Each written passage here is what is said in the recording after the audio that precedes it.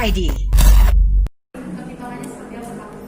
Oke, tadi jam 11 ada pasien titipan dari Polres Jakarta Selatan. Inisialnya Saudara D ya, saya tidak bisa menyebutkan namanya. Dititipkan sementara untuk melakukan rehabilitasi di Rumah Sakit Ketergantungan Obat. Dan saat ini yang bersangkutan sedang menjalani serangkaian pemeriksaan, dan karena situasinya lagi pandemi COVID-19, maka yang bersangkutan kita sementara ini kita isolasi dan sekaligus kita lakukan fase detoksifikasi seperti itu. Kira-kira berapa lama, Pak, untuk dirawat di sini? Kalau pasien pada umumnya untuk fase isolasi dan detoksifikasi itu biasanya antara kurang lebih sekitar 2 minggu. Kemudian baru masuk ke fase rehabilitasi. Dan fase rehabilitasi ini tergantung daripada tingkat kecanduan pasiennya. Jadi bisa rata-rata sih kalau berdasarkan standar antara 1 sampai dengan 3 bulan. Nah itu kalau pasien umum. Namun demikian karena ini pasiennya adalah pasien titipan, ya tentunya kembali lagi ke institusi yang menitipkan ke tempat kami. Ada permintaan khusus nggak sih, Pak, dari pasien yang baru dititipkan ini?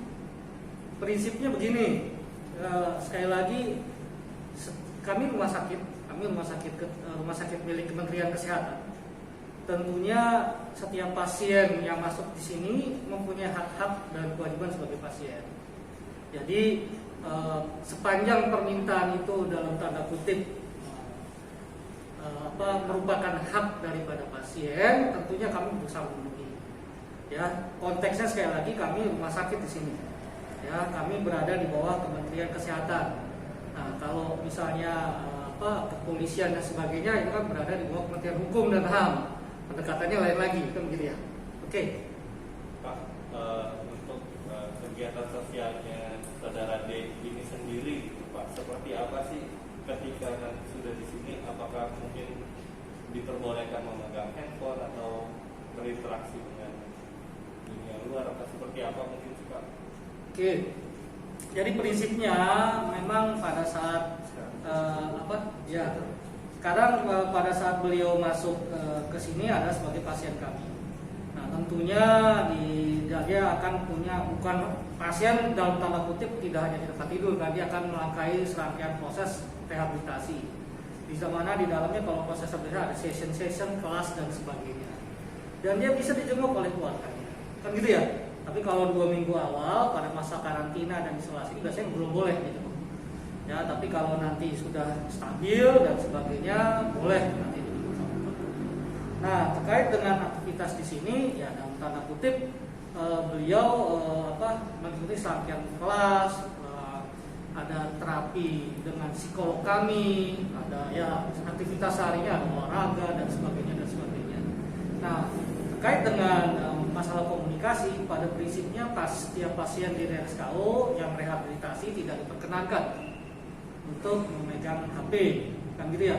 Nah, namun demikian ada saatnya kalau misalnya pada saat jam kunjungan ternyata keluarganya tidak datang dan sebagainya, kita perkenalkan, kita fasilitasi untuk menghubungi keluarganya sepanjang dia patuh mengikuti prosedur. Kedua, ada persetujuan dari dokter penanggung jawabnya, DPJP-nya. Untuk jam besuknya sendiri di sini seperti apa ya, Pak? Jam besuknya karena ada protokol COVID ya, tentunya sementara ini masih kita tiadakan dulu. Tapi nanti kalau PSBB-nya sudah selesai, biasanya seminggu sekali ya. Seminggu sekali. Untuk penanganan sendiri, Pak, mungkin seperti apa nanti, Pak? Penanganan mungkin di sini nanti. Tahapan-tahapannya, ya tadi saya sampaikan bahwa yang tahap 2 minggu ini beliau masih dalam tanda kutip tahap isolasi ya. Karena kan pasien kami yang di dalam sudah lebih dulu terlindungi, sedangkan beliau ini baru datang masuk, tentunya kita isolasi sekaligus kita detoksifikasi atau MPA. Kalau di dunia kedokteran menyebutnya medical psychiatric evaluation, tapi kalau orang awam menyebutnya detoksifikasi. Itu sama 2 minggu. Setelah itu dia masuk ke dalam tahap rehabilitasi. Rehabilitasi tadi saya bilang antara 1 bulan sampai dengan 3 bulan kalau pasien umum. Tapi kalau pasien putusan ya tergantung putusannya kan gitu ya.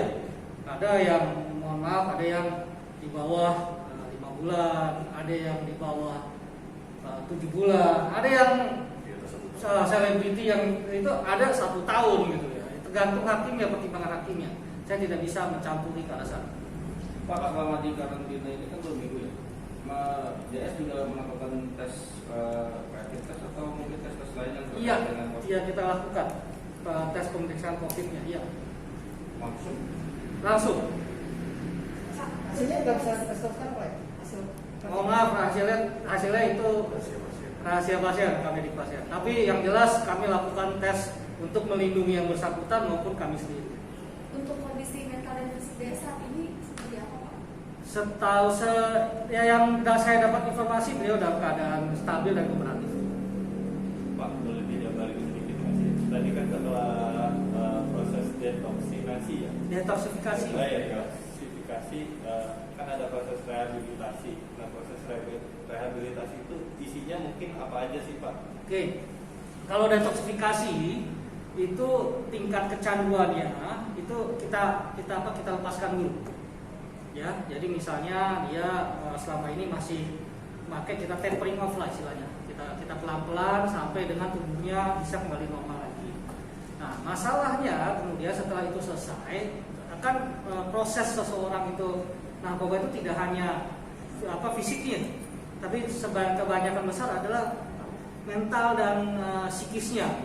Itulah masuknya di tahap rehabilitasi. Nah, di tahap rehabilitasi ini macam-macam. Yang terapi ini kalau yang saat MPA itu yang terapi adalah dokter spesialis psikiatri adiksi. Maka kalau di tahap rehabilitasi ini lebih komplit lagi tenaganya.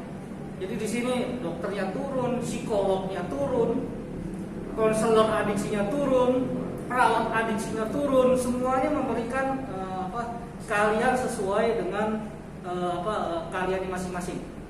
Dan tentu saja yang diterapi pun juga bukan hanya yang bersangkutan, tapi yang diterapi juga orang terdekatnya, keluarganya dan sebagainya. Karena sekali lagi masalah narkoba ini lingkungan lebih berperan, kan gitu ya.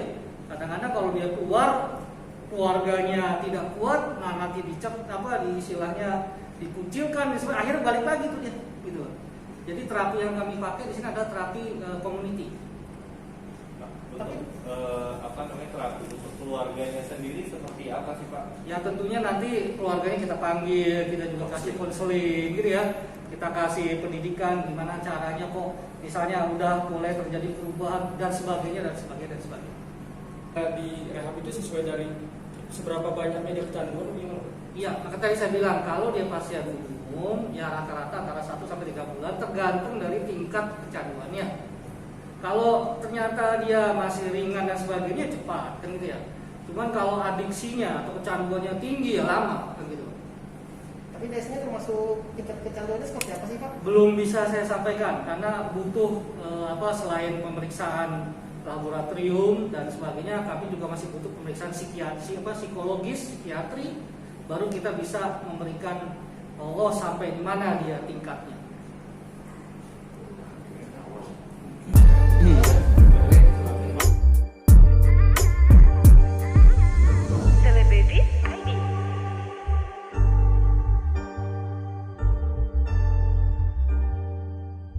Celebrities ID